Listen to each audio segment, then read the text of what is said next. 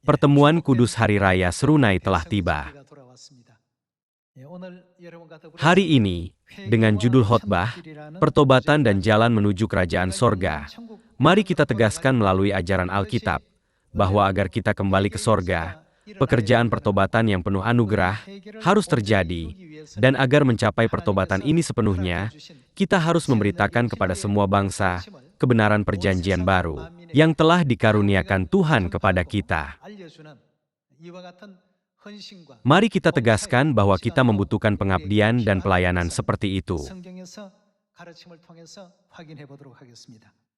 Kita adalah malaikat yang telah berbuat dosa di sorga dan dilemparkan ke bumi ini.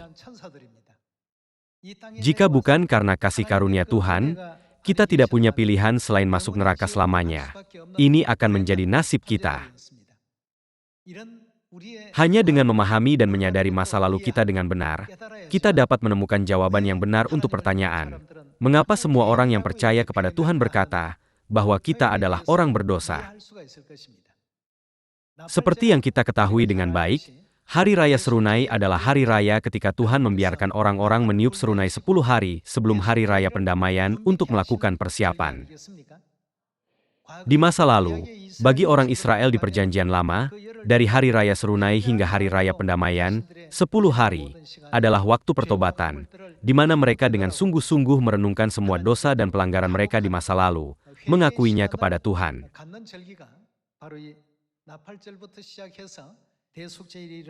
Ini adalah pekan doa Hari Raya Pendamaian. Tidaklah berlebihan untuk mengatakan bahwa itu adalah Hari Raya Pertobatan.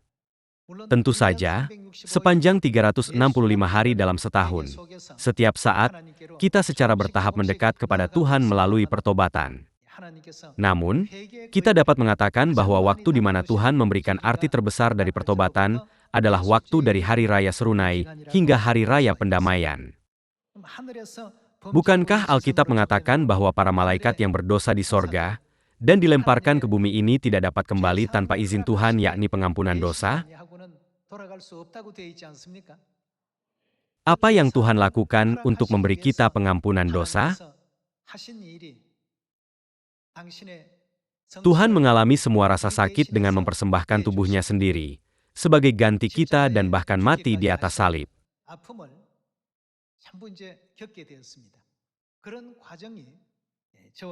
Ketika kita mempertimbangkan bahwa Tuhan telah memberi kita harapan untuk kembali ke sorga, dan membuat masa depan kita lebih cerah melalui proses seperti itu, kita harus mengucap syukur, kemuliaan, kehormatan, dan pujian kepada Bapa Sorgawi dan Ibu Sorgawi, sambil berjuang untuk maju menuju sorga.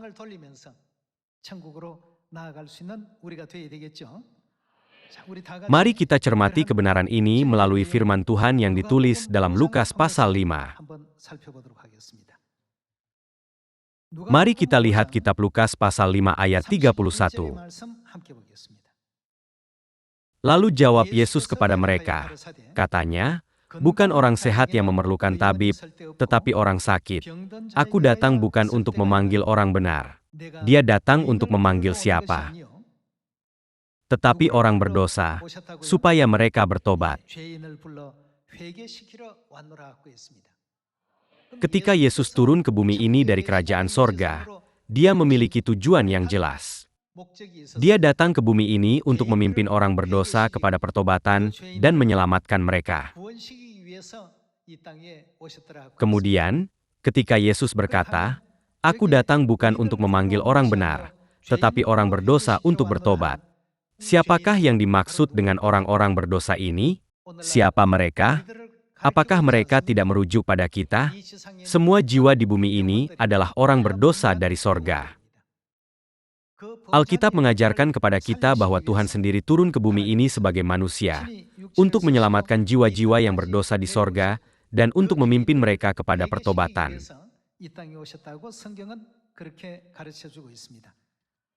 Mari kita buka kitab 1 Yohanes pasal 1. 1 Yohanes pasal 1 ayat 8. Jika kita berkata bahwa kita tidak berdosa, maka kita menipu diri kita sendiri dan kebenaran tidak ada di dalam kita. Jika kita mengaku dosa kita, maka Ia adalah setia dan adil, sehingga Ia akan mengampuni segala dosa kita dan menyucikan kita dari segala kejahatan. Jika kita berkata bahwa kita tidak ada berbuat dosa, maka kita membuat Dia menjadi pendusta dan firman-Nya tidak ada di dalam kita. Seperti yang dapat kita lihat di sini, sangat jelas bahwa kita tidak diragukan lagi adalah orang berdosa. Semua nabi memberitahu kita dan bersaksi melalui Alkitab tentang hal ini. Ada tertulis bahwa jika kita mengaku tidak berdosa, kita membuat Tuhan menjadi pendusta. Mengapa Tuhan mengungkapkannya dengan cara ini? Tuhan memberitahu kita bahwa kita adalah orang berdosa yang turun ke bumi ini. Lalu, dari manakah dosa berasal? Tuhan telah memberitahu kita melalui sejarah Raja Babel dan Raja Tirus, bahwa dosa berasal dari kerajaan sorga yang kekal. Selain itu, Tuhan telah mencerahkan kita melalui Wahyu pasal 12, tentang jiwa-jiwa yang berdosa di sorga dan dilemparkan ke bumi, dan melalui kota perlindungan dalam hukum Taurat Musa di Bilangan pasal 35, bahwa kita berdosa dan dilemparkan ke bumi ini, kota perlindungan rohani. Itulah sebabnya ada tertulis bahwa jika kita mengaku tidak berdosa, kita menipu diri kita sendiri dan membuat Tuhan menjadi pendusta. Mari kita buka kitab Yesaya pasal 50. Mari kita lihat Yesaya pasal 50 ayat 1. Beginilah firman Tuhan, di manakah gerangan surat cerai ibumu tanda aku telah mengusir dia? Atau kepada siapakah di antara penagih hutangku, aku pernah menjual engkau? Sesungguhnya, mengapa kalian terjual? Oleh karena kesalahanmu sendiri kamu terjual, dan oleh karena pelanggaranmu sendiri ibumu diusir. Di antara semua peristiwa yang terjadi di sorga, Nabi Yesaya menunjukkan kepada kita bahwa kita adalah penyebab kedatangan Ibu Sorgawi ke bumi ini. Dan kita juga penyebab di balik kedatangan Bapa Sorgawi sebagai manusia ke bumi ini. Mari kita lihat Yesaya pasal 53 ayat 1. Siapakah yang percaya kepada berita yang kami dengar? Dan kepada siapakah tangan kekuasaan Tuhan dinyatakan? Sebagai taruk ia tumbuh di hadapan Tuhan, dan sebagai tunas dari tanah kering. Ia tidak tampan dan semaraknya pun tidak ada sehingga kita memandang dia, dan rupa pun tidak, sehingga kita menginginkannya. Ia dihina dan dihindari orang, seorang yang penuh kesengsaraan dan yang biasa menderita kesakitan. Ia sangat dihina, sehingga orang menutup mukanya terhadap dia, dan bagi kita pun dia tidak masuk hitungan. Ayat 4. Tetapi sesungguhnya, rasa sakit dan penderitaan siapa yang ditanggungnya? Penyakit kitalah yang ditanggungnya, dan kesengsaraan kita yang dipikulnya. Padahal kita mengira dia kena tulah, dipukul dan ditindas Allah. Tetapi dia tertikam. Untuk pelanggaran siapa dia tertikam? Oleh karena pemberontakan kita, dia diremukan oleh karena kejahatan kita. Ganjaran yang mendatangkan keselamatan bagi kita ditimpakan kepadanya, dan oleh bilur-bilurnya kita menjadi sembuh. Mari kita lihat ayat 6. Kita sekalian sesat seperti domba. Masing-masing kita mengambil jalannya sendiri. Tetapi Tuhan telah menimpakan. Kepada siapa? Kepadanya kejahatan kita sekalian.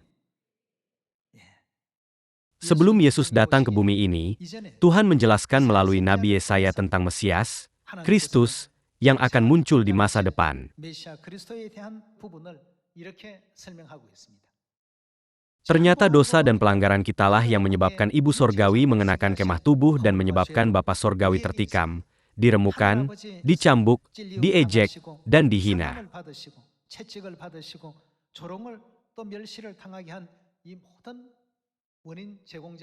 Ini semua terjadi karena dosa-dosa kita. Itulah sebabnya Yesus berkata bahwa Dia datang ke bumi ini untuk memimpin orang berdosa kepada pertobatan. Beberapa orang berkata, "Saya telah hidup benar tanpa melakukan dosa sampai hari ini. Tetapi setiap kali saya pergi ke gereja, Mereka mengatakan saya adalah orang berdosa. Itu membuat saya merasa tidak enak. Mengapa mereka mengatakan bahwa saya orang berdosa, padahal saya tidak berbuat dosa?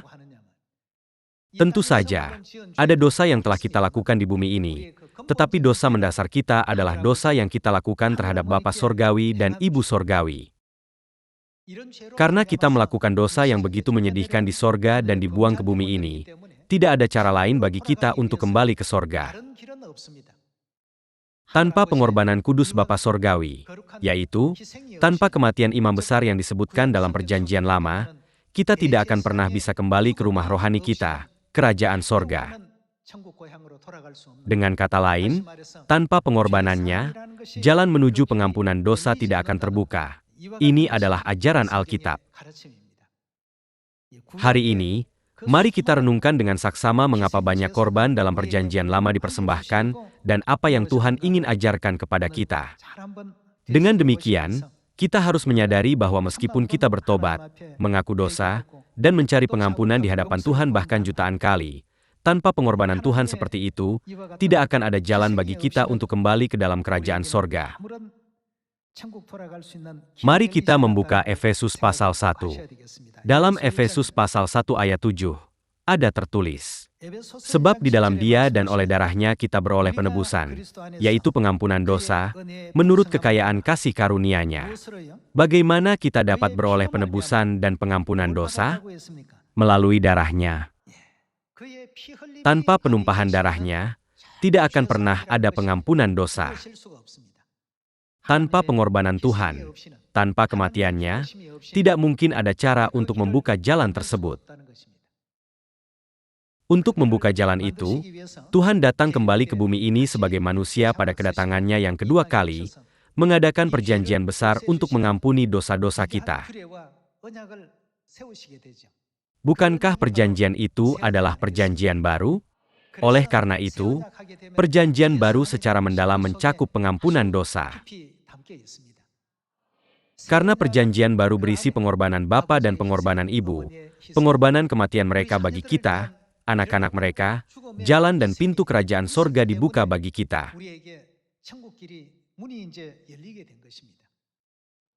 Gerbang sorga tidak akan pernah bisa dibuka oleh hal lain. Hanya dengan memberi mereka rasa sakit dan penderitaan seperti itu, kita bisa masuk ke dalam kerajaan sorga. Jadi, setiap kali kita memiliki masalah dengan saudara-saudari, kita harus berpikir, betapa sakitnya Bapa? Berapa banyak penderitaan yang harus Ibu alami? Dalam perjalanan menuju kerajaan sorga, kita terkadang menjadi keras kepala karena perselisihan sepele di antara saudara dan saudari dan berbalik ke jalan kita sendiri. Daripada berpegang pada pikiran picik dan negatif seperti itu, marilah kita selalu memandang Tuhan, berpikir luas, dan memiliki iman yang dewasa.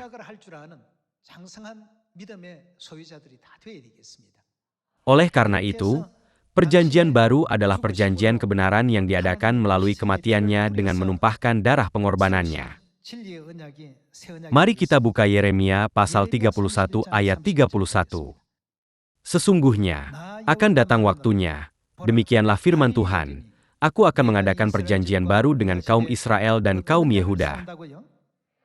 Siapakah yang mengadakan perjanjian baru? Itu adalah Tuhan sendiri. Hanya Tuhan yang bisa melakukan pekerjaan ini. Hanya Tuhan yang bisa mengadakannya. Darah domba dan darah kambing sebanyak apapun tidak dapat membuka pintu sorga. Hanya darah anak domba yang berharga yang dapat membuka pintu sorga, sehingga jiwa-jiwa yang berbuat dosa di sorga, dan yang telah dilemparkan ke bumi ini, dapat kembali ke kerajaan sorga. Oleh karena itu, perjanjian apakah yang hanya dapat diadakan oleh Tuhan? Akan datang waktunya, demikianlah firman Tuhan, aku akan mengadakan perjanjian baru dengan kaum Israel dan kaum Yehuda. Siapa yang mengatakan ini? Tuhan. Mari kita beralih ke ayat 33. Tetapi beginilah perjanjian yang kuadakan dengan kaum Israel sesudah waktu itu. Demikianlah firman Tuhan. Aku akan menaruh Tauratku dalam batin mereka dan menuliskannya dalam hati mereka. Maka aku akan menjadi Allah mereka dan mereka akan menjadi umatku. Dan tidak usah lagi orang mengajar sesamanya atau mengajar saudaranya dengan mengatakan, "Kenallah Tuhan." Sebab mereka semua, besar kecil, akan mengenal aku. Demikianlah firman Tuhan. Sebab aku akan mengampuni kesalahan mereka dan tidak lagi mengingat dosa mereka. Apa yang akan Tuhan ampuni? Kesalahan mereka dan tidak lagi mengingat dosa mereka. Pada akhirnya, melalui perjanjian baru ini, apa yang Tuhan lakukan terhadap semua dosa yang dilakukan manusia di sorga? Dia mengampuni semua dosa dan membuka jalan bagi umat manusia untuk kembali ke kerajaan sorga melalui perjanjian baru. Perjanjian yang diperciki dengan darah Tuhan yang kudus dan berharga. Untuk alasan ini, jika kita menghubungkan adegan dalam Matius pasal 26 dan Lukas pasal 22, ketika Yesus menyatakan perjanjian baru, bukankah dia menyebut anggur Paskah sebagai darahku dan menjelaskan arti darah itu? Dia berkata, cawan ini adalah darah perjanjian yang ditumpahkan bagi banyak orang. Untuk apa? Untuk pengampunan dosa. Dan pada hari berikutnya, bukankah dia menumpahkan darahnya di atas salib? Tuhan datang ke bumi ini dalam tubuh, tetapi orang-orang mengolok-oloknya, menyebutnya sekte Nazaret, dan menudingnya. Setiap kali dia berbicara tentang hal-hal terkecil tentang sorga, orang-orang Yahudi, orang-orang Farisi, dan para ahli Taurat menyerangnya dengan keras. Tolong pikirkan tentang fakta bahwa Tuhan sendiri datang ke bumi ini, kota perlindungan rohani, namun tidak ada seorang pun yang menyambut atau menerimanya. Mungkin jika kita adalah anak-anak yang selalu membawa sukacita bagi Bapa dan Ibu, mereka akan melakukan sedemikian. Namun, kita melakukan dosa yang tidak dapat diampuni dan dibuang ke bumi ini. Mengapa mereka datang jauh-jauh ke bumi ini untuk anak-anak yang berdosa ini? Setan menuntut darah Kristus, berkata, "Jika engkau ingin menyelamatkan anak-anakmu, engkau harus menumpahkan darahmu." Bapa dan Ibu kita rela mengorbankan diri untuk menyelamatkan semua anak. Begitulah hebatnya Bapa dan Ibu kita. Bagaimana mungkin kita tidak sepenuhnya menaati perintah pertama? Kasihilah Allahmu. Lebih dari apapun di dunia, bahkan dengan semua kekayaan di dunia, kita tidak akan pernah bisa membeli kasih Bapa dan Ibu. Perjanjian baru dalam Yeremia pasal 31 bukan hanya pengampunan dosa dengan cuma-cuma. Itu adalah pengorbanan orang tua rohani kita.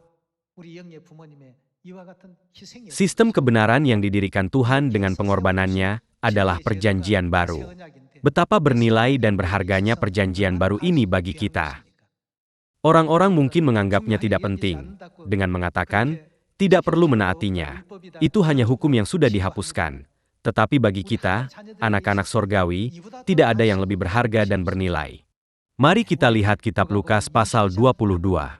Lukas pasal 22 ayat 7. Maka tibalah hari raya roti tidak beragi, yaitu hari di mana orang harus menyembelih domba Paskah. Lalu Yesus menyuruh Petrus dan Yohanes. Katanya, "Pergilah, persiapkanlah perjamuan Paskah bagi kita supaya kita makan." Kata mereka kepadanya, "Di manakah engkau kehendaki kami mempersiapkannya?" Dia memerintahkan Petrus dan Yohanes untuk mempersiapkan Paskah. Mari kita lihat bagaimana dia merayakan Paskah di ayat 19. Mari kita lihat ayat 19. Lalu ia mengambil roti, mengucap syukur, memecah-mecahkannya dan memberikannya kepada mereka. Katanya, "Inilah tubuhku yang diserahkan bagi kamu. Perbuatlah ini menjadi peringatan akan aku." Demikian juga dibuatnya dengan cawan sesudah makan. Ia berkata, "Cawan ini, bukankah ada anggur di dalam cawan? Cawan ini adalah perjanjian baru oleh darahku yang ditumpahkan bagi kamu." Sehubungan dengan firman Yeremia pasal 31, apa yang Tuhan lakukan melalui perjanjian baru? Tuhan mengampuni dosa kita. Dan apa yang akan Dia lakukan dengan dosa itu? Dia berkata, "Aku tidak akan mengingat dosamu lagi." Penulis Injil, Matius, menulis tentang adegan yang sama sebagai berikut. Mari kita buka kitab Matius pasal 26. Matius pasal 26 ayat 17. Pada hari pertama dari hari raya roti tidak beragi datanglah murid-murid Yesus kepadanya dan berkata, "Di mana engkau kehendaki kami mempersiapkan perjamuan Paskah bagimu?" Jawab Yesus, "Pergilah ke kota kepada si Anu dan katakan kepadanya, pesan guru, waktuku hampir tiba. Di dalam rumahmulah aku mau merayakan Paskah bersama-sama dengan murid-muridku." Lalu murid-muridnya melakukan seperti yang ditugaskan Yesus kepada mereka, dan mempersiapkan Paskah. Mari kita beralih ke ayat 26. Dan ketika mereka sedang makan, Yesus mengambil roti, mengucap berkat, memecah-mecahkannya lalu memberikannya kepada murid-muridnya dan berkata, "Ambillah, makanlah, inilah tubuhku." Dia menjelaskan bahwa roti Paskah adalah tubuh Kristus, yaitu dagingnya. Ayat 27. Sesudah itu ia mengambil cawan, mengucap syukur. Yesus mengucap syukur dengan cawan yang berisi anggur Paskah. Lalu memberikannya kepada mereka dan berkata, "Minumlah, kamu semua, dari cawan ini. Sebab inilah, yaitu anggur Paskah adalah darahku, darah perjanjian, yang ditumpahkan bagi banyak orang untuk pengampunan dosa." Yesus mengadakan kebenaran perjanjian baru dengan mengatakan kepada kita bahwa darah Kristus yang berharga memiliki kuasa untuk menghapus semua dosa yang kita lakukan di sorga. Dia lebih lanjut meneguhkannya dengan mengatakan, "Darah perjanjian baru ini ditumpahkan bagi kamu." Berkat kasih karunia Tuhan, jalan kembali ke kerajaan sorga terbuka sekali lagi. Seandainya Kristus tidak mati seperti ini, tidak peduli berapa banyak jasa baik yang kita bangun di dunia ini, berapa banyak perbuatan baik yang kita lakukan, dan berapa banyak rasa hormat yang kita terima dari orang-orang di dunia, kita tetap tidak bisa memasuki gerbang kerajaan sorga.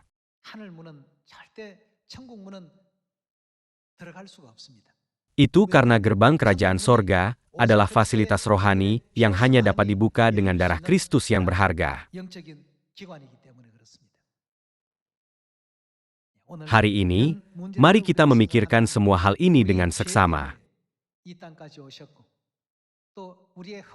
Jika kita menyadari bahwa Tuhan datang ke bumi ini hanya karena dosa-dosa kita, dan bahkan mati karena pelanggaran kita, menunjukkan kepada kita kasih-Nya yang tak terbatas, dan bahkan berjanji bahwa Dia tidak akan lagi mengingat banyak dosa kita, kita harus selalu memanjatkan syukur, kemuliaan, dan hormat yang kekal atas kasih karunia Bapa Sorgawi dan Ibu Sorgawi. Menurut Anda mengapa Alkitab memberitahu kita, bersukacitalah senantiasa, tetaplah berdoa, dan mengucap syukurlah dalam segala hal? Ketika kita memahami dengan benar semua hal rohani ini di dunia rohani, apa yang dapat kita lakukan? Daripada mengeluh, rasa syukur pasti selalu muncul. Karena Bapa Sorgawi dan Ibu Sorgawi telah menanggung semua rasa sakit ini untuk kita, dan mengalami penderitaan seperti itu untuk membuka pintu sorga, rasa sakit yang kita alami di jalan ini tidak ada bandingannya. Jadi, apa yang harus kita lakukan senantiasa? Mengucap syukurlah dalam segala hal. Dalam segala hal, tidak hanya mencakup hal-hal yang baik tetapi juga hal-hal yang buruk, hal-hal yang mengecewakan, dan hal-hal yang tidak kita setujui. Kata segala hal mencakup segala macam hal. Jika kita mengingat hal ini dan berjalan di jalan iman kita, apapun situasi yang terjadi, bukankah kita akan dapat mengucap syukur dalam segala situasi? Marilah kita selalu memuliakan dan berterima kasih kepada Bapa dan Ibu. Semuanya, menurutmu apa yang akan diingat ibu? Ada banyak ibu-ibu yang hadir di sini. Sejak kecil, seorang anak mungkin telah melakukan segala macam kenakalan. Namun, semuanya, tahukah kalian apa yang tersisa dalam ingatan seorang ibu? Hanya hal-hal baik yang dilakukan anak itu yang tersisa. Ketika seorang ibu lelah, anaknya berkata, "Bu, bukankah ibu sangat lelah akhir-akhir ini?" dan memijat bahunya. Meski dilakukan sekali seumur hidup, namun sang ibu tetap mengingatnya. Dia melupakan puluhan ribu kenakalan anaknya. Beginilah cara seorang ibu mengingat anaknya. Apa yang Tuhan katakan tentang dosa kita yang tak terhitung banyaknya? Aku tidak akan mengingat dosa-dosamu lagi. Dia yang berkata, aku tidak akan mengingatnya lagi. adalah Bapa Sorgawi dan Ibu Sorgawi kita. Daripada terus-terusan menyimpan dan menumpuk satu saja kesalahan saudara-saudari di hati kita menjadi beban, sebaiknya kita singkirkan semua hal tersebut sambil memikirkan Bapa dan Ibu. Sebaliknya, kita harus berpikir, meskipun saya melakukan perbuatan yang jauh lebih buruk, Bapa melupakan semuanya. Mengapa saya menjalani kehidupan yang penuh perselisihan, gagal untuk menyelaraskan dan menjadi satu karena sesuatu yang sepele? Tuhan mati di atas salib bukan hanya untuk kita, tetapi juga untuk saudara-saudari itu. Jika ada konflik dan ketidaknyamanan dalam hubungan kita, yang menghalangi kita untuk tumbuh lebih dekat, apa yang harus kita lakukan mulai sekarang? Sebagai anak-anak Tuhan, marilah kita menjadi orang-orang yang dapat merawat anggota keluarga Sion, dan seluruh umat manusia dengan kasih yang besar yang telah kita terima dari Tuhan. Kegiatan penginjilan kita yang rajin juga adalah memberitakan kasih Bapa dan Ibu kepada semua orang di dunia. Ketika kita beritakan, taatilah perjanjian baru, bukankah kita pada akhirnya menyuruh mereka untuk kembali kepada Tuhan yang dengan murah hati mengampuni dosa? Oleh karena itu, kami berupaya membagikan kabar baik. Mari kita beritakan firman Tuhan kepada semua tetangga, keluarga, teman, dan kerabat kita. Ketika kita berusaha sebaik mungkin untuk memberitakan kasih dan pengorbanan Bapa dan Ibu, tindakan ini dengan sendirinya akan diakui oleh Tuhan. Selama 10 hari pekan doa dari Hari Raya Serunai hingga Hari Raya Pendamaian, marilah kita mengukir kasih Tuhan yang besar dan mulia ini dalam hati kita.